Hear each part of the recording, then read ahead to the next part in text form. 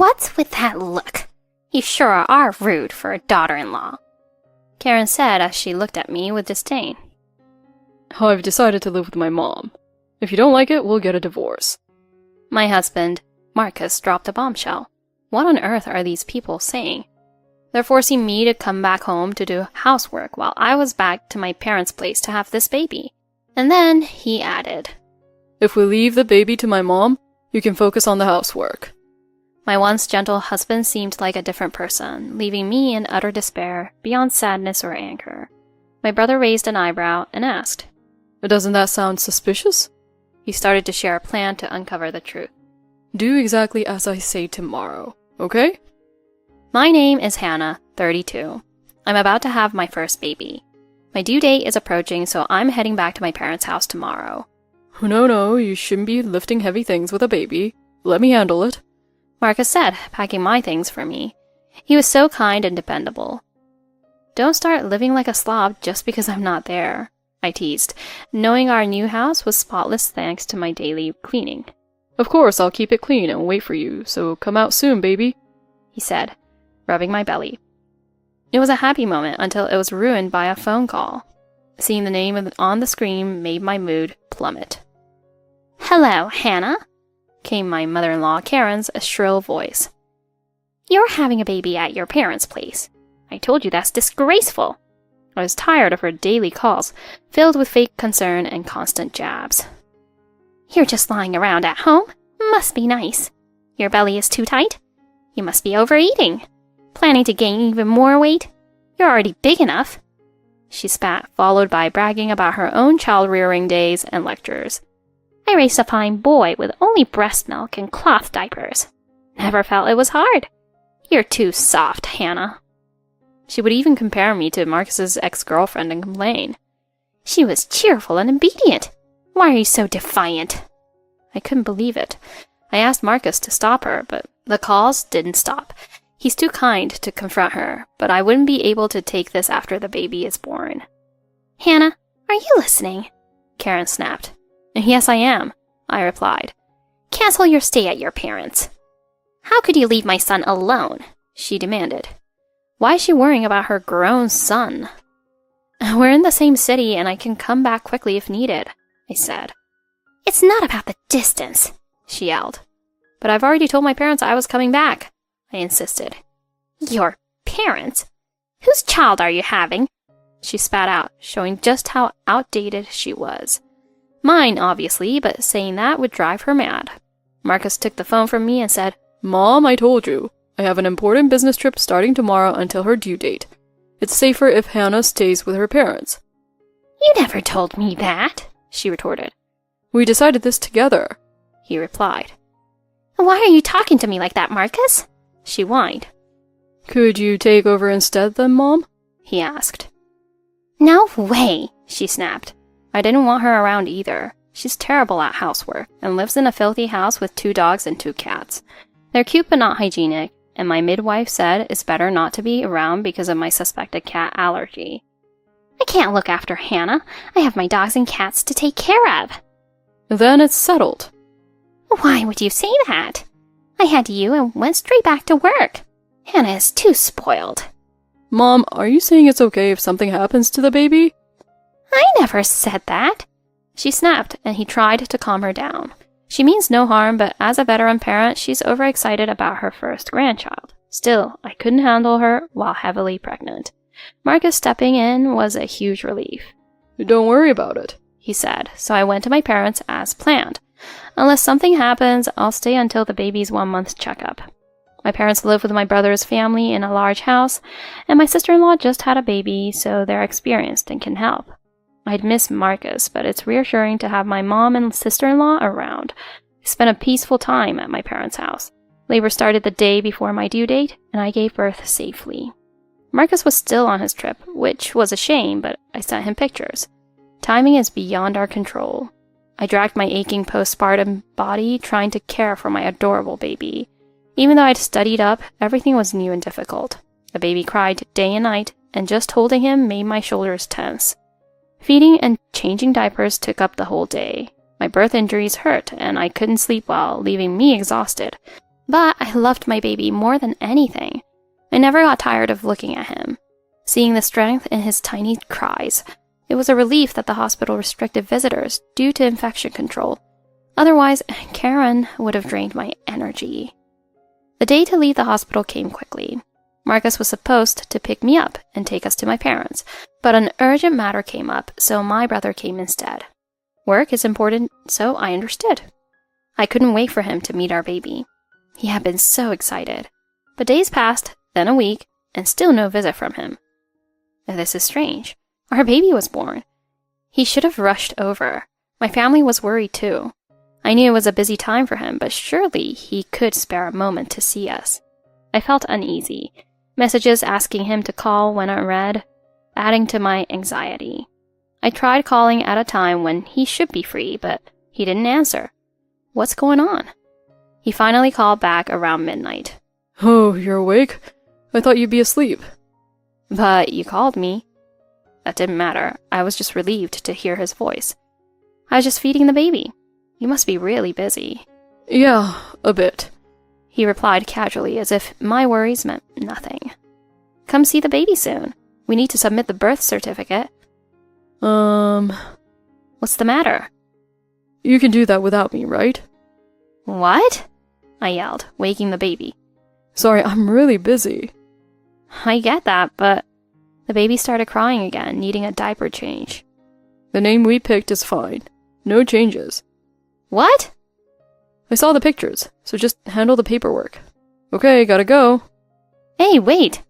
I've got an early start tomorrow. Bye. And he hung up.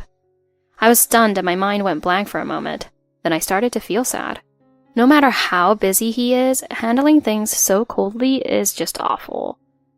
It was too much for my fragile postpartum state. I sighed, feeling it was hopeless. Sure, I had the baby, but Marcus's life hadn't changed at all. Expecting him to switch into dad mode suddenly was unrealistic. I hoped he'd feel differently when he saw our child. I thought about going home early, but my mom and sister-in-law convinced me not to. Still, something didn't feel right. His cold attitude was troubling. Karen, who used to call incessantly, hadn't contacted me at all. I'd sent several messages with no replies. Not that I wanted to hear from her, but still, what was going on? Taking care of a newborn left me no time to dwell on it. 2 weeks flew by. My brother submitted the birth certificate. My parents helped during the day so I could get some rest, and my strength was returning. Then Marcus called. Hello, honey. We need to talk. His tone was ominous. What's wrong? Come home now. What? Now? What's going on? The baby just fell asleep and I'm in my pajamas. What happened? Is everything alright? Just come home now. He sounded frantic. Something serious must have happened. I hastily handed the baby to my mom and drove back in my pajamas. What could have happened? I told myself to drive safely, but the red lights felt endless and I was getting annoyed. 10 minutes later, I arrived home. I clutched my phone just in case. I walked in to find Marcus and Karen relaxing with coffee. I had expected the worst, but I was still taken aback. As I stood there not understanding what was going on, I noticed something off about the house. What is this? All my small vases, cushions, stuffed animals, and wall clocks were gone. Oh, I didn't like them, so I threw them out, Karen said nonchalantly. Those were all precious to me, too. And I took the room upstairs, she added. This didn't make any sense. I looked at Marcus for help, but he was ice cold. What's going on? Why did you tell me to come home? I demanded. While he stayed silent, Karen spoke. Enough with this nonsense. Excuse me? When are you coming back? You're the wife. You need to take care of us. Come home and make our meals, she said. I was speechless. I was supposed to be with the baby until his 1-month checkup. What's with that look? She glared. I mustered up the courage and said to my husband, Marcus, explain this, I pleaded. I've decided to live with my mom, he said. Wait, what? If you don't like it, we'll get a divorce. Wait, how did this happen? What did I do? Why is this happening? I begged, tears welling up. Marcus and Karen exchanged smirks. Well, are you staying or going? At that moment, her 2 dogs and 2 cats bounded down the stairs, making me sneeze. Of course they're living here with me. They're part of the family. I told you I might be allergic to cats. Uh-huh, sure. It's not like you've been diagnosed. It's all in your head. Karen dismissed. I covered my face with a handkerchief as my eyes and nose itched. Upon closer inspection, I saw scratches on the wallpaper and pillars. It looked like the pets had used them as scratching posts. This was supposed to be our pristine new house. How could Marcus suggest this when he knew about my allergy? Why now? Why is she moving in now? Mom will handle the baby so you can focus on the house. Don't make decisions without me. Why did you throw away my things? They were tacky, she said. Excuse me? I definitely didn't want to hear that from a mother-in-law who goes shopping in her son's hand-me-down tracksuit. I tried to argue, but Marcus cut me off. Just make dinner. What? Who is this jerk? I felt despair beyond anger. Does he not even care where our baby is right now? The thought of our baby brought me clarity. Enough. I didn't need this husband or this father. This is a waste of time. Divorce it is. Tears welled up, not from sadness, but from my cat allergy. I fled back to my parents' house. Seeing my sleeping baby, I finally cried. My brother listened to my story. I told him how they're forcing me to live with them in the house that no longer looked anything like it did before. Tears kept flowing even without the cats. Isn't this suspicious, though? My brother said. Why are they doing this to you now? Maybe something happened. He mumbled to himself. You're just going to accept this? I don't know what to do. Are you okay with it? Of course not. It's infuriating and makes no sense. Listen, tomorrow I want you to do as I say, okay? The next day I returned to the house in an apron and mask. The place was a mess, covered in pet hair, laundry, and trash. I quietly cleaned each room. Karen watched with satisfaction. Finally figured out your role, huh? Now bring the baby, she ordered. I will after I finish cleaning, I said. When will that be? By tomorrow. Hurry up, lazy. I'm sorry. I'll make sure it's spotless for you and the pets. You'd better. She could gloat all she wanted for now. I smirked. See you tomorrow. Don't be late. She sat there smug and oblivious. She wouldn't be like that for long. Everything was going as planned. I went back to my parents and held my baby. Karen had insisted I bring him. She had another thing coming. I wouldn't let her near my child. My brother showed me a video. It was from a camera I had set up during my cleaning. Karen and Marcus were plotting. Once the house is clean, we'll kick her out. Just a little pressure and she'll break. Hurry up, my girlfriend is waiting, he said. I told you, Marcus, your ex is better for you. You were right. I should have listened. Hannah's strong-willed, has no love, but has a cat allergy. At least she gave us a grandson, she said. I don't want the baby when I'm with my girlfriend. That's fine. I'll raise the baby myself. What audacity. I was furious. These cameras are impressive, my brother marveled. I didn't care. My rage was justified. So that was their plan. Take over the house and the baby, dump me, and reunite with his ex. Leaving my baby with my mom, my brother and I stormed out. You won't get away with this, Marcus and Karen. I will not forgive you two for what you've done. I walked back in, shocking both of them. Are you here to continue cleaning the house? Yes, I am, I answered. I'm cleaning up the big trash today. My brother's helping. Fine, but don't make too much noise, Karen said. Sure. Now into the trash, both of you. What? Excuse me? Since they didn't understand, I decided to explain. You're the ones getting kicked out, I said. Their faces turned pale. What are you talking about? This sham of a move-in is over. I won't let you replace me with your ex. What? Divorce is fine by me. You'll never get the baby. How do you know that? My brother answered. We saw everything on camera. We have recordings. A camera? You can't do that. When did you install a camera? Today when I was cleaning, I replied nonchalantly. This is an invasion of privacy. You can't do that without permission. It's illegal. I stayed calm while they raged. I set them up for you, Karen, I said. For me? Yes, so you can watch your pets when you're out. While checking the camera, I accidentally overheard your conversation. What? Marcus went pale. So Marcus, while I was risking my life giving birth, what were you doing? He was speechless. Karen, did you know? You liked his ex, didn't you? Is this your doing?